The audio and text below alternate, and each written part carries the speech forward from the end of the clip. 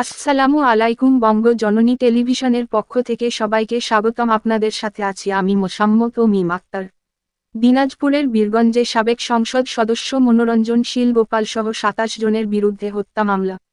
২ কিশোর হত্যার অভিযোগে দিনাজপুরের ০১ বীরগঞ্জ কাহারোল নির্বাচনী আসনের সাবেক জাতীয় সংসদ সদস্য মনোরঞ্জন শীল গোপাল সহ ২৭ জনের নাম উল্লেখ করে বীরগঞ্জ থানায় একটি মামলা দায়ের করা হয়েছে। এই মামলায় অজ্ঞাত আসামি করা হয়েছে ৯০ হতে ১০০ জনকে। মামলার এজাহারনামীয় আসামি উপজেলার সাতর ইউনিয়নের প্রাণনগর গ্রামের মোহাম্মদ জালাল উদ্দিনের ছেলে মোহাম্মদ জাহের আলী ৩৫কে গ্রেফতার করে জেল হাজতে প্রেরণ করেছে পুলিশ।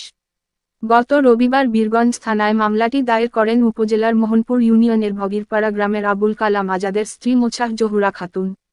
মামলার বিষয়টি নিশ্চিত করে বীরগঞ্জ থানার ওসি মুজিবুর রহমান বলেন, এখন পর্যন্ত এ মামলায় একজন গ্রেফতার হয়েছে। তদন্ত করে প্রকৃত অপরাধীদের গ্রেফতারে পুলিশের অভিযান অব্যাহত রয়েছে।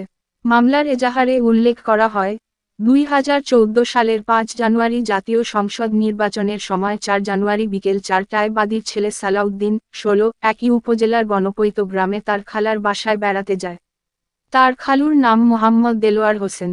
পরদিন ৫ জানুয়ারি সকাল ১০টায় খালার বাড়ি হতে নিজ বাড়ি আসার পথে তার বন্ধু সাহাডুবি উত্তরপাড়া গ্রামের মোহাম্মদ আলিম উদ্দিনের আসাদুল ১৫ এর বাড়িতে যায়।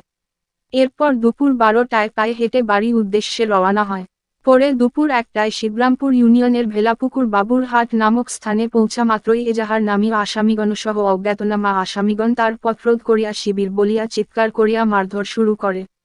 আসামিদের মারপিট ও ধারালো অস্ত্রের আঘাতে আসাদুল ও সালাউদ্দিন গুরুতর আহত অবস্থায় মাটিতে পড়ে গেলে তাকে টেনে হেঁচড়ে আসামি প্রিয়নাথের বাড়ির সামনে রাস্তার উপর ফেলে রেখে পালিয়ে যায়। স্থানীয় লোকজন তাদেরকে মুমূর্ষু অবস্থায় উদ্ধার করে উপজেলা স্বাস্থ্য কমপ্লেক্সে ভর্তি করে।